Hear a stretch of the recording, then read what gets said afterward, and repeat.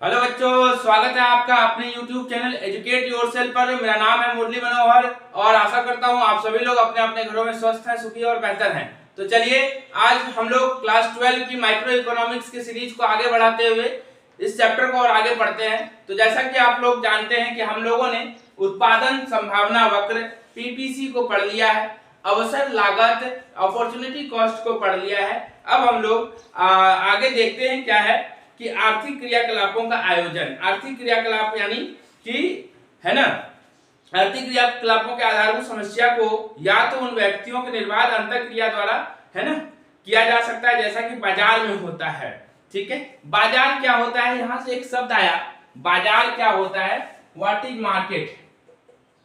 बाजार बाजार क्या होता है, तो बाजार के लिए कुछ शर्तें बहुत जरूरी है ना। मार्केट, तो अगर हम बात करें इसकी पुरानी परिभाषा, तो बाजार क्या होता है कि बाजार एक जहां एक वस्तु हो है ना, उस वस्तु का क्या हो, मूल्य हो निर्धारित, और दूसरा एक क्रेता हो और एक विक्रेता हो। ठीक है, कोई दिक्कत है ना। और इनका क्या हो, विनिमय हो, मुद्रा हो, है ना, मुद्रा के माध्यम से विनिमय हो। तो जहां ऐसी कंडीशन फुलफिल हो जाती है उसे हम बाजार कहते हैं, उसे हम क्या कहते हैं, बाजार कहते हैं, है ना।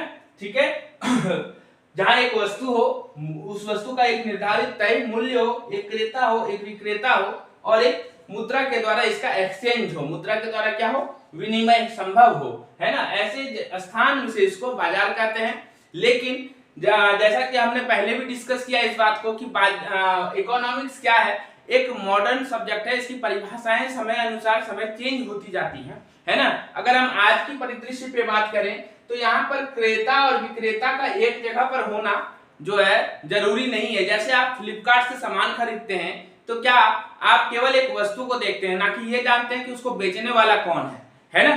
तो क्रेता और विक्रेता एक दूसरे को देख ही नहीं पाता, जान ही नहीं पाता। ठीक है, एक बिचौलिया फ्लिपकार्ट होता है जो कि वस्तु को लाता है और कंज्यूमर तक पहुंचाता है। ठीक, तो इसका मतलब कि अब बाजार की नई परिभाषाएं थोड़ी चेंज हो गई है। अगर पुरानी परिभाषाओं में बात करें तो बाजार के लिए कुछ आवश्यक शर्तें थे। ठीक है, आगे देखते हैं अर्थव्यवस्था, है ना। अर्थव्यवस्था कितने प्रकार की होती है, तो आपके जो पुस्तक में दी गई है, हालांकि 2 दी गई है पर होती कई प्रकार की है। मैं थोड़ा थोड़ा डिस्कस कर लूंगा। ठीक है, अर्थव्यवस्था के प्रकार की अगर बात करें तो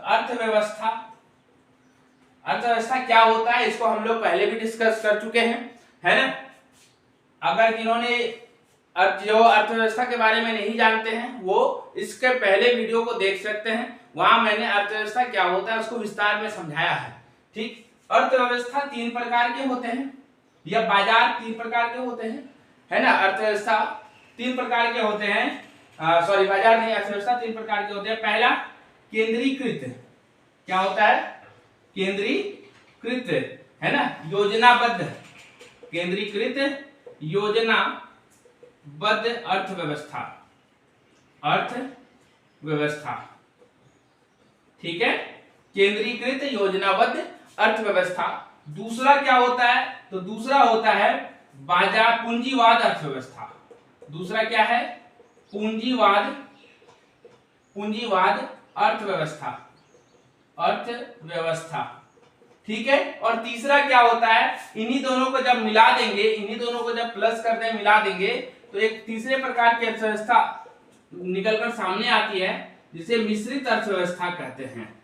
मिश्रित अर्थव्यवस्था कहते हैं, अर्थव्यवस्था कहते हैं। बच्चों ये कुछ और नहीं है, ये नाम थोड़ा ज्यादा भारी भरकम लग रहा है, इसी को हम लोग कहते हैं साम्यवादी या समाजवादी अर्थव्यवस्था। ठीक है, उसके बाद इसी को हम लोग कहते हैं बाजार अर्थव्यवस्था।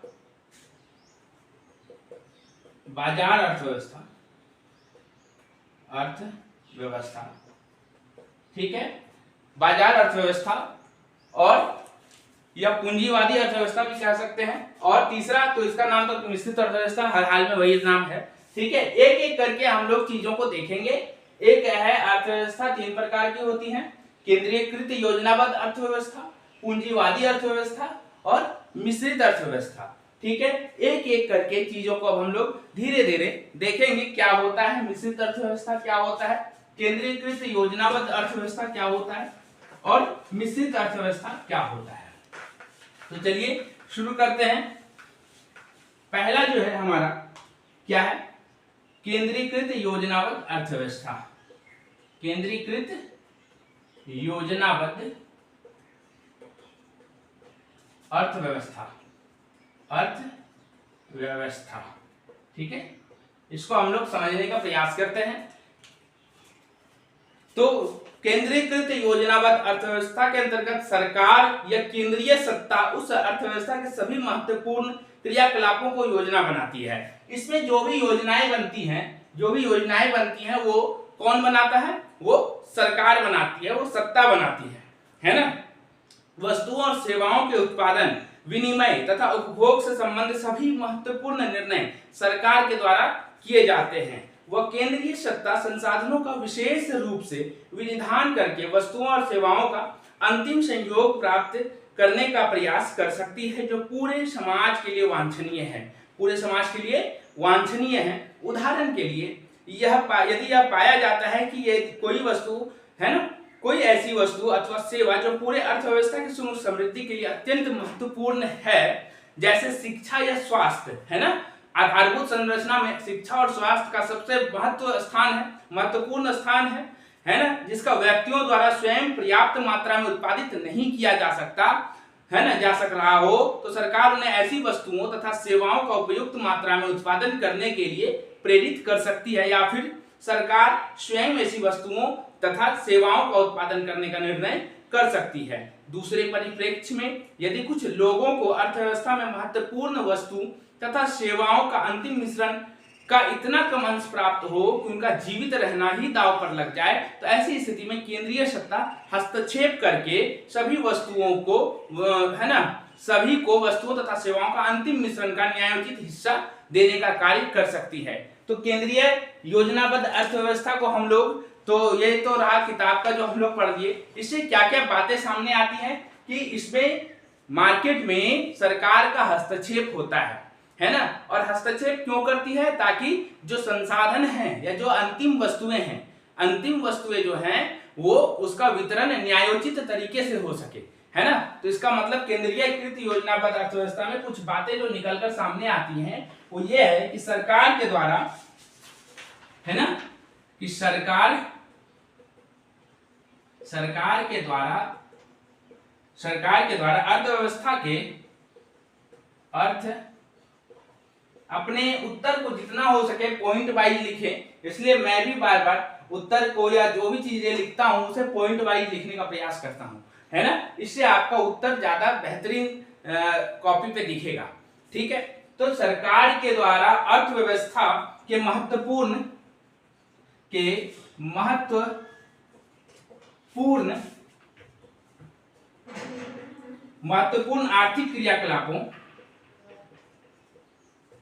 आर्थिक क्रियाकलापों की योजना बनाई जाती है,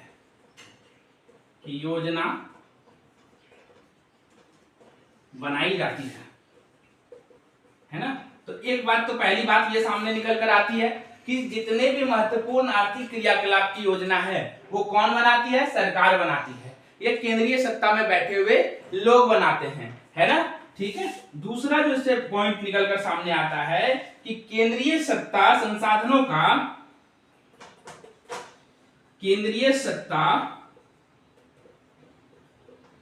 संसाधनों का, आप लोग भी कॉपी कलम लेकर बैठे, मैं जो लिखा रहा हूं, जिस प्रकार से लिखा रहा हूं उसे आप अपने कॉपी में नोट करते चलें, ताकि आपका एक नोट्स तैयार होता चले, है ना। तो केंद्रीय सत्ता संसाधनों का विनिधान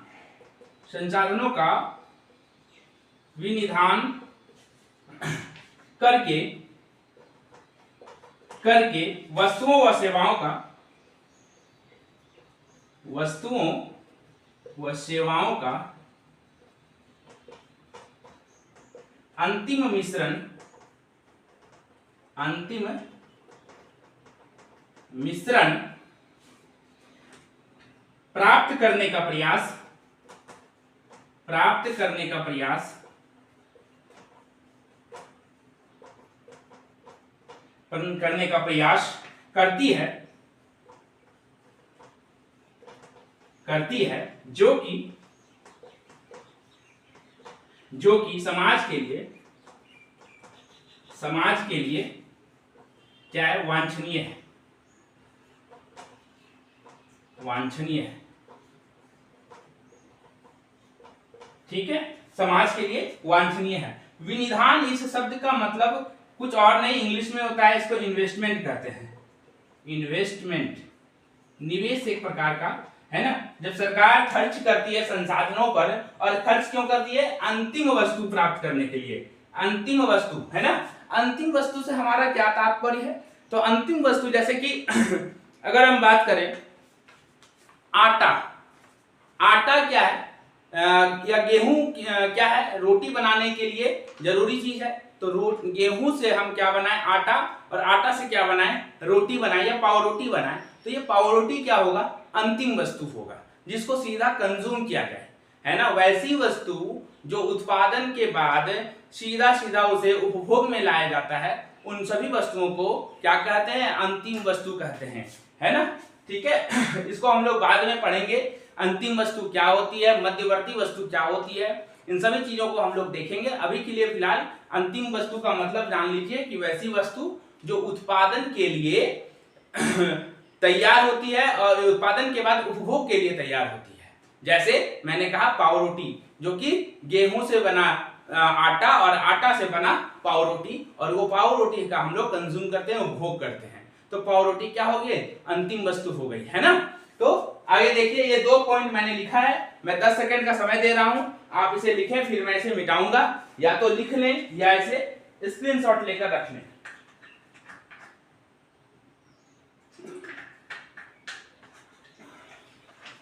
चलिए लिख लिए होंगे आप लोग। आगे देखते हैं, आगे जो हम लोग उस पैराग्राफ को पढ़ के जो और कुछ बातें जो सामने निकल कर आती हैं, अगर उसे देखें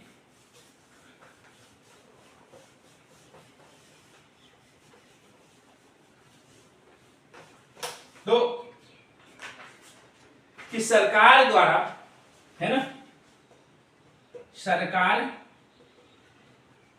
द्वारा हस्तक्षेप, हस्तक्षेप, है ना। सरकार इसमें क्या करती है, इंटरफेयर करती है, सरकार इसमें हर चीज पर इंटरफेयर करती है ना। सरकार द्वारा हस्तक्षेप कर वस्तुओं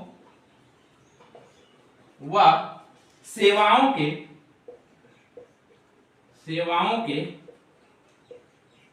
अंतिम मिश्रण का न्यायोचित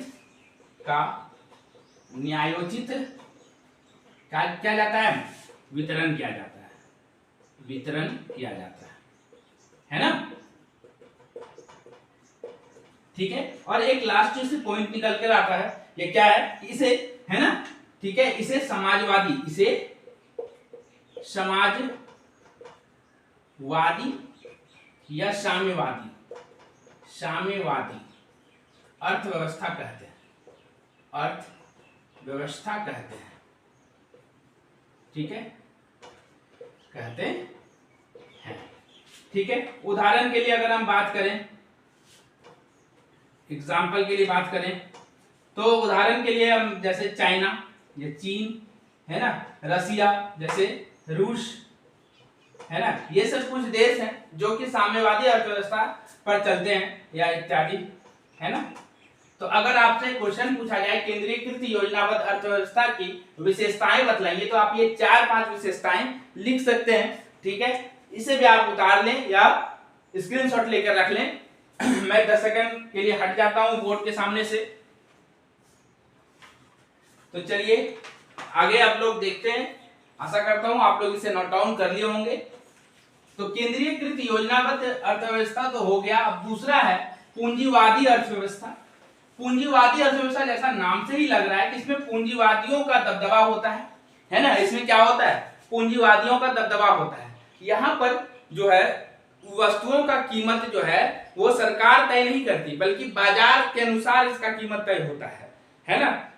डिमांड और सप्लाई के कारण ही किसी वस्तु की कीमत तय होती है ना। और बाजार पे सरकार का हस्तक्षेप बहुत ज्यादा नहीं होता है ना। तो दूसरा क्या है, पूंजीवादी अर्थव्यवस्था, पूंजीवादी अर्थव्यवस्था। ठीक है, तो देख लेते हैं क्या होता है पूंजीवादी अर्थव्यवस्था।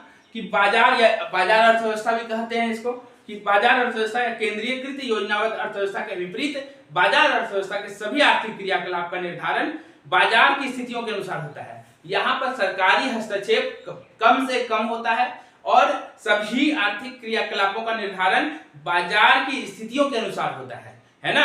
अगर किसी वस्तु का डिमांड ऊपर होगा तो उसकी कीमत भी ज्यादा होगी, सप्लाई बहुत ज्यादा होगी तो डिमांड भी कीमत भी क्या होगी, कम होगी, है ना। अर्थशास्त्र के अनुसार बाजार एक ऐसी संस्था है, मैंने बाजार शब्द को पहले भी आइडेंटिफाई किया है कि बाजार क्या है, एक ऐसी संस्था है। इसको आप यहाँ पर चाहे तो बाजार का परिभाषा लिख सकते हैं, है ना, या इस लाइन को अंडरलाइन भी कर लें अगर आपके पास ये बुक है तो, कि बाजार एक ऐसी संस्था है। बाजार क्या है, मार्केट क्या है, बाजार या मार्केट क्या है, मार्केट क्या है, तो एक ऐसी संस्था, एक ऐसी संस्था, है ना, एक ऐसी संस्था जो अपने आर्थिक क्रियाकलापों का अनुसरण करने, है ना, जो अपने आर्थिक क्रियाकलापों का अनुसरण करने वाले व्यक्तियों को, है ना, करने वाले व्यक्तियों को ठीक है, व्यक्तियों को निर्बाध अंतःक्रिया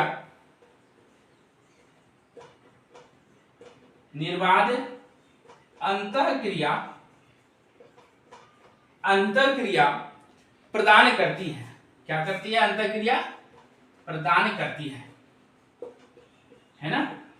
ठीक है, बाजार क्या है, एक ऐसी संस्था है जो अपने आर्थिक क्रियाकलापों का अनुसरण करने वाले व्यक्तियों को निर्बाध अंतःक्रिया, यानी वो कभी भी बाजार को में आ सकता है, बाजार छोड़ सकता है, निर्बाध अंतःक्रिया वो कर सकता है। या दूसरे शब्दों में कहें, है ना, या दूसरे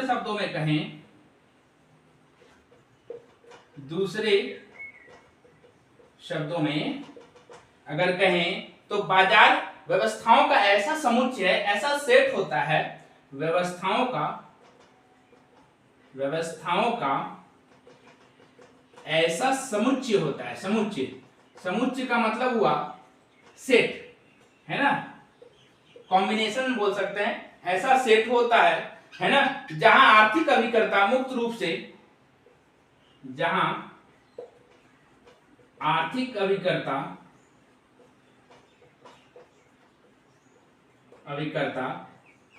मुक्त रूप से अपने धन अथवा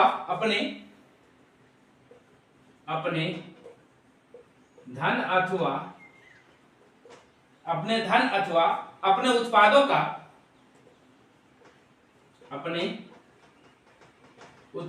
का निर्बाध परस्पर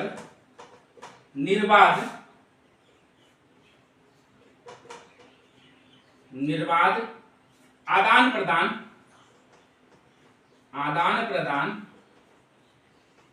कर सकते हैं। तो ये बाजार की परिभाषा हो गई, इसे आप लिख लें, है ना, कि ये बाजार क्या है, कि एक ऐसी संस्था जो अपने आर्थिक क्रियाकलापों का अनुसरण करने वाले व्यक्तियों को निर्बाध अंतःक्रिया प्रदान करती है। या दूसरे शब्दों में कहें तो व्यवस्थाओं का एक ऐसा समुच्चय है, व्यवस्थाओं का समुच्चय है ना। यानी क्या व्यवस्थाएं, क्या क्या, कि एक वस्तु हो, मूल्य हो, है ना, एक तय निर्धारित कीमत हो, एक क्रेता हो, कम से कम एक क्रेता, एक विक्रेता हो, है ना, और एक्सचेंज करने के लिए मुद्रा हो, है ना। तो ऐसे स्थान को या ऐसे जहां व्यवस्था होती है उसे हम बाजार कहते हैं। अपने धन अथवा अपने उत्पादों का परस्पर निर्बाध आदान प्रदान कर सकते हैं। तो आप चाहें तो इसे स्क्रीनशॉट लेके रख लें या फिर पॉज करके लिख लें। चलिए आगे बढ़ते हैं। यहाँ यह ध्यान देना महत्वपूर्ण है कि अर्थशास्त्र में प्रयुक्त बाजार शब्द बाजार के स्वरूप से भिन्न है, जैसा कि हम आमतौर पर समझते हैं। विशेष तो रूप से आप इस बाजार के विषय में जो सोचते हैं उसका कुछ भी लेना देना नहीं है। वस्तुओं को खरीदने तथा क्रय करने के लिए एक व्यक्ति एक दूसरे को किसी वास्तविक भौतिक स्तर पर मिल भी सकते हैं अथवा नहीं भी, है ना। जैसा मैंने पहले भी कहा कि वस्तु का क्रय और विक्रय करने के लिए क्रेता और विक्रेता के एक स्थान पर होना अब जरूरी नहीं है, क्योंकि जैसे ई कॉमर्स कंपनियां हैं, फ्लिपकार्ट हैं, तो क्या आप अपने लिए कुछ जब मंगाते हैं तो क्या वो चीज आपको पता होता है कि आप किससे मंगा रहे हैं? केवल आपको प्रोडक्ट से मतलब होता है ना। उसी प्रकार से विक्रेता को भी यह नहीं पता होता है कि यह प्रोडक्ट कहाँ जा रहा है, बस उसे बेचने से मतलब है ना। और वो तो उसी प्रकार है ना। तो बाजार की जो परिभाषा है, अगर हम उस पुराने परिभाषा पे चले तो वो अब बदल चुकी है, इसलिए नए परिभाषा के अनुसार हम इसे ही याद रखेंगे। ठीक है। वस्तुओं को खरीदने तथा उनके विक्रय करने के लिए एक व्यक्ति एक दूसरे से किसी भौतिक स्थल पर मिल भी सकते हैं अथवा नहीं भी। क्रेताओं तथा विक्रेताओं के बीच क्रियाकलाप विभिन्न परिस्थितियों में संभव है, जैसे गांव के चौक पर या शहर के सुपर बाजार में, अथवा वैकल्पिक रूप से क्रेता और विक्रेता टेलीफोन अथवा इंटरनेट द्वारा भी वस्तुओं का आदान प्रदान कर सकते हैं। तो बाजार का स्पष्ट लक्षण वह व्यवस्था जिसमें लोग निर्बाध रूप से वस्तुओं को खरीदने और विक्रय करने का काम करते हैं। तो इस प्रकार से बाजार का जो अंतिम परिभाषा क्या निकल के आया कि वह है ना जहां निर्बाध रूप से अंतःक्रिया यानी बेचने और खरीदने का काम हो सकता है ना, जहां बेचने और इसलिए आजकल ई कॉमर्स कंपनियों ने आके, इसलिए मैंने पहले भी कहा कि इकोनॉमिक्स की परिभाषाएं जो हैं समय समय पर चेंज होती रहती है ना। क्योंकि पहले ई कॉमर्स कंपनियां नहीं थी, पहले टेलीफोन नहीं था, पहले संचार सेवाएं ऐसी नहीं थी, इंटरनेट नहीं था, तो लोग एक स्थान विशेष पर जाकर के सामान खरीदते थे। तो पहले बाजार की परिभाषा वही होती थी, लेकिन अब वो स्थान विशेष की जरूरत पूरी तरह से खत्म हो गई है ना।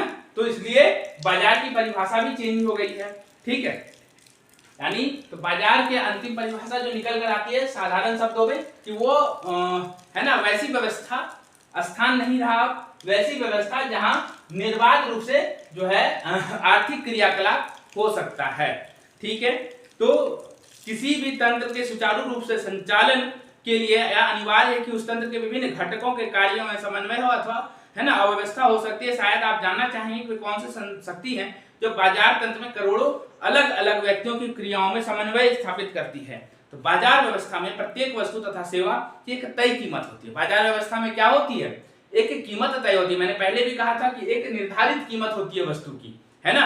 अगर आपको याद हो तो मैंने पहले ही कहा था कि बाजार में क्या होती है, एक वस्तु होती है, एक वस्तु होती है और उसकी एक निर्धारित क्या होती है, निर्धारित कीमत होती है ना। एक वस्तु होती है, एक कीमत होती है जिस पर क्रेता और विक्रेता की सहमति होती है, जिस पर जाहिर सी बात है अगर कीमत होगा तो क्रेता उस कीमत पर खरीदने को इच्छुक होगा और विक्रेता भी। अगर ये मार्कर है, अगर ये मार्कर है, इसे 10 रुपए बनाने में लग रहा है तो एक विक्रेता क्या चाहेगा कि कम से कम 11 रुपए में तो यह बिके ही बिके, है ना। और अगर क्रेता बोलेगा नहीं हम 8 रुपया देंगे तो कभी कोई विक्रेता बेचना चाहेगा? नहीं बेचना चाहेगा। और अगर विक्रेता बोले कि हम इसे 20 रुपए में बेचेंगे तो क्या कोई क्रेता इसे खरीदना चाहेगा? नहीं। तो वो कीमत कैसी होती है? तो वो कीमत होती है जिसपे क्रेता और विक्रेता की सहमति होती है ना। तो क्रेता और विक्रेता का परस्पर इसी कीमत पर विनिमय होता है। औसतन समाज किसी वस्तु या सेवा का जैसा मूल्यांकन करता है, कीमत उसी मूल्यांकन पर निर्धारित होता है ना। यदि क्रेता किसी वस्तु की अधिक मात्रा में मांग करता है तो उसकी कीमत बढ़ जाती है। इसे डिमांड एंड सप्लाई रूल कहते हैं। अगर हम डिमांड ज्यादा करेंगे, मांग ज्यादा करेंगे तो कीमत बढ़ेगा, है ना। इस चीज को हम लोग आगे समझेंगे, आगे के अध्याय में इस चीज को बहुत अच्छे से समझेंगे, ग्राफ के माध्यम से समझेंगे, है ना। अगर आप किसी वस्तु का मांग करते हैं तो उस पर कीमत में किस प्रकार से बढ़ोतरी आती है, सप्लाई के घटने और बढ़ने से कीमत में किस प्रकार की कमी या वृद्धि आती है ना। इसे हम ग्राफ के माध्यम से बहुत अच्छे से समझेंगे। ठीक है। यदि यह उस वस्तु के उत्पादक को यह संकेत देता है कि वे उस वस्तु की जिस मात्रा का उत्पादन कर रहे हैं समाज को उसकी मात्रा अधिक मात्रा की आवश्यकता है, इस पर उत्पादक उस वस्तु का उत्पादन बढ़ा सकते हैं। इस प्रकार वस्तुओं और सेवाओं की कीमतें बाजार में सभी व्यक्तियों को महत्वपूर्ण संकेत प्रदान करती है ना। और बाजार तंत्र इसी प्रकार से काम करता है, जिससे बाजार तंत्र में समन्वय स्थापित होता है।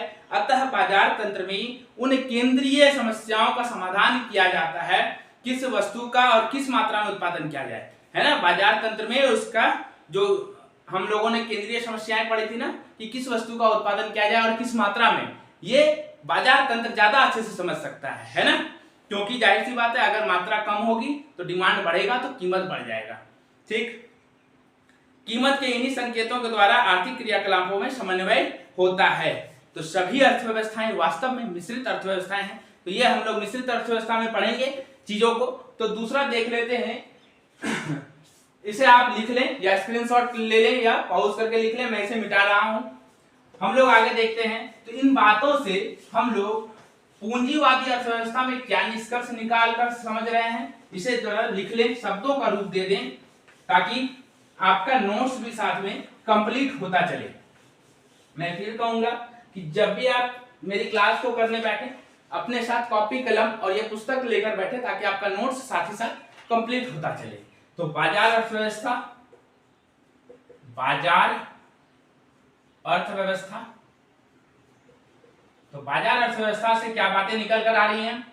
तो पहला पॉइंट जो निकल के आएगा कि सभी आर्थिक क्रियाकलाप, सभी आर्थिक क्रियाकलाप, सभी आर्थिक क्रियाकलाप का निर्धारण बाजार स्थिति के अनुसार, बाजार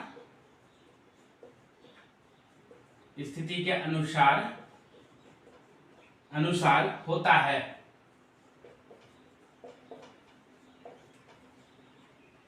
दूसरा कि बाजार एक ऐसी संस्था है, जाहिर सी बात है हम लोगों ने बाजार की परिभाषा को लिख लिया है, इसलिए यहां नहीं लिखेंगे, है ना, कि बाजार एक ऐसी संस्था है जिसमें लोग निर्बाध रूप से वस्तुओं का क्या करते हैं, क्रय और विक्रय करते हैं। बाजार व्यवस्था में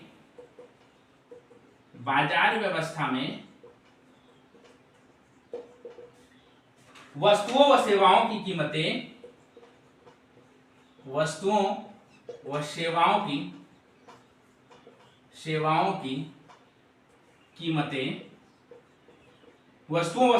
कीमतें जिस पर क्रेता व विक्रेता, मैंने पहले भी कहा, जिस पर क्रेता व विक्रेता की सहमति होती है,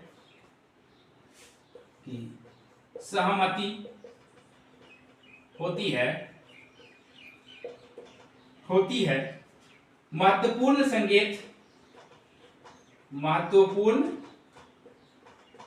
संकेत प्रदान करती है, यानी बाजार व्यवस्था में प्रदान करती है, यानी बाजार व्यवस्था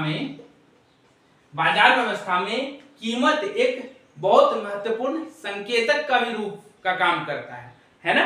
कीमत एक क्या करता है, संकेतक का काम करता है। ठीक है, बाजार व्यवस्था में कीमत एक संकेतक का काम करता है। केंद्रीयकृत योजनाबद्ध अर्थव्यवस्था में ऐसी बातें नहीं होती। अगर कोई वस्तु बहुत जरूरी है तो सरकार उस पर खर्च करके, उस पर सब्सिडी देके उसकी कीमत को घटा या बढ़ा भी सकती है, टैक्स लगा के बढ़ा देती है या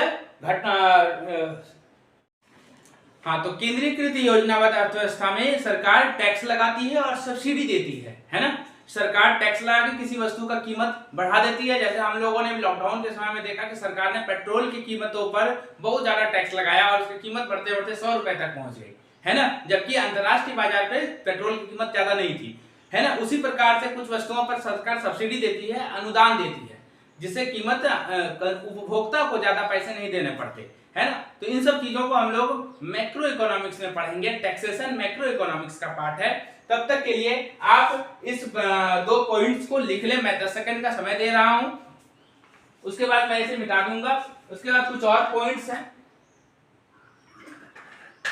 तो जिसे मैं लिखूंगा। ठीक है, चलिए मैं इसे मिटा रहा हूं। अब और 2 पॉइंट हैं जिनको लिखना है।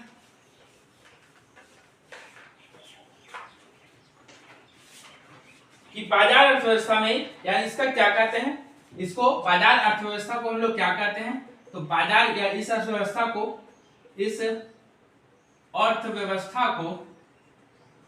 अर्थव्यवस्था को पूंजीवादी अर्थव्यवस्था कहते हैं, व्यवस्था कहते हैं। ठीक है, पूंजीवादी अर्थव्यवस्था कहते हैं इसको। और इसका एग्जांपल अगर बात करें तो जैसे ब्रिटेन है ना, या सिंगापुर है, ठीक है, इत्यादि कर दें। कुछ और देश के नाम जोड़ना चाहे तो आप दे सकते हैं। पूंजीवादी अर्थव्यवस्था हो गया, इसे भी आप नोट डाउन कर लें। मैं अब इसे जल्दी से मिटा देता हूं। अगले अर्थव्यवस्था की तरफ हम लोग पढ़ेंगे। पूंजीवादी अर्थव्यवस्था और केंद्रीकृत योजनाबद्ध अर्थव्यवस्था का मिला जुला रूप जो है वो कहलाता है मिश्रित अर्थव्यवस्था। क्या कहलाता है? मिश्रित अर्थव्यवस्था, है ना। क्या कहलाता है? जो तीसरा है यह मिश्रित अर्थव्यवस्था है ना, मिक्स्ड इकोनॉमी, मिश्रित अर्थव्यवस्था।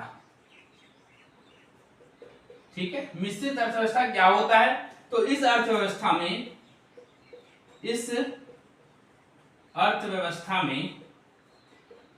मैंने क्या कहा किया, इसमें केंद्रीकृत योजनाबद्ध अर्थव्यवस्था और पूंजीवादी अर्थव्यवस्था दोनों का यह मिश्रित रूप है। यानी इसमें सरकार का भी हस्तक्षेप होता है और इसमें बाजार का भी जो है बाजार तंत्र भी ठीक ठाक काम करता है ना। तो इस अर्थव्यवस्था में महत्वपूर्ण बातें हैं, जो महत्वपूर्ण चीजें हैं, जो सेंसिटिव चीजें, जैसे शराब है ना, वो एक महत्वपूर्ण चीज है। ठीक है, उस पर अगर लगाम ना लगाई जाए तो फिर निर्बाध रूप से उसका जो है वितरण होगा। ठीक है, इसलिए सरकार उस पर क्या करती है? हस्तक्षेप करती है ना। तो महत्वपूर्ण निर्णय कौन लेती है? सरकार द्वारा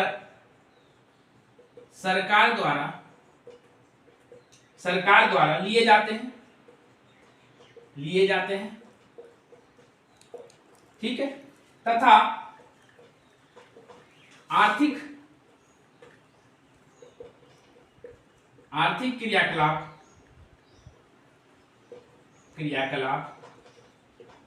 बाजार द्वारा किए जाते हैं, है ना। बाजार तंत्र भी यहाँ प्रभावित होता है और मतलब ठीक ठाक इसका प्रभाव रहता है। और महत्वपूर्ण निर्णय जहां होता है वहां सरकार खुद निर्णय लेती है ना। इसलिए केंद्रीकृत योजनाबद्ध मिक्स्ड इकोनॉमी में आपको सरकारी स्कूल भी मिलेंगे, प्राइवेट स्कूल भी मिलेंगे, क्योंकि शिक्षा सबों का उसका हक है ना। तो जो बच्चे गरीब हैं तो क्या वो शिक्षा से वंचित रह जाएं? इसलिए ऐसे चीजों को सरकार भी आगे आके खर्च करती है। जैसे हॉस्पिटल जो है ना, स्वास्थ्य सेवा जो है, इस पे भी सरकार खर्च करती है। इसलिए आपको सरकारी हॉस्पिटल भी मिलेंगे और प्राइवेट हॉस्पिटल भी मिलेंगे, है ना। ठीक है, तो इसलिए अगर हम एग्जाम्पल की बात करें तो एग्जाम्पल में अपना देश भारत भी आ जाएगा। उसके बाद जैसे मलेशिया है ना, मलेशिया या इंडोनेशिया, ये सब इत्यादि जो है ये सब मिक्स्ड इकोनॉमी वाली कंट्री है ना। और ऐसे भी वर्तमान में ज्यादातर जगहों पे मिक्स्ड इकोनॉमी ही चलता है। ठीक है, तो ये सारी बातें आशा करते हैं आप लोगों को क्लियर हो गया होगा। मिक्स्ड इकोनॉमी, आप लोग कमेंट सेक्शन में एक चीज बताइएगा, एक इकोनॉमी होता है बंद अर्थव्यवस्था, है ना, बंद अर्थव्यवस्था, इसको हम लोग इंग्लिश में क्लोज्ड इकोनॉमी कहते हैं। इकोनॉमी, आपको कमेंट बॉक्स में बताना है कि बंद अर्थव्यवस्था वाला एक देश का नाम बताना है। बंद अर्थव्यवस्था वाला एक देश का नाम आपको मैं होमवर्क दे रहा हूं, कमेंट बॉक्स में आपको बताना है। ठीक है, तब तक इसको आप या तो स्क्रीनशॉट ले लें या इसे नोट डाउन कर ले पॉज करके। ठीक है, और आज का यह क्लास मैं यही खत्म करता हूं। आगे हम लोग नेक्स्ट क्लास में देखेंगे। आशा करता हूं आज का यह वीडियो आप लोगों के लिए हेल्पफुल रहा होगा। ऐसे ही वीडियोस को देखने के लिए हमारे चैनल एजुकेट योरसेल्फ को जरूर सब्सक्राइब कर लें। अपने दोस्तों को भी इन सभी वीडियो को भेजें, उन्हें भी जो है मौका दें, क्योंकि ज्ञान बांटने से ही बढ़ता है। और हमारे इस वीडियो को ज्यादा से ज्यादा लोगों को शेयर करें, लाइक करें और अपने सुझावों को, अपने विचारों को कमेंट बॉक्स में कमेंट के माध्यम से जरूर करें। तब तक के लिए थैंक यू।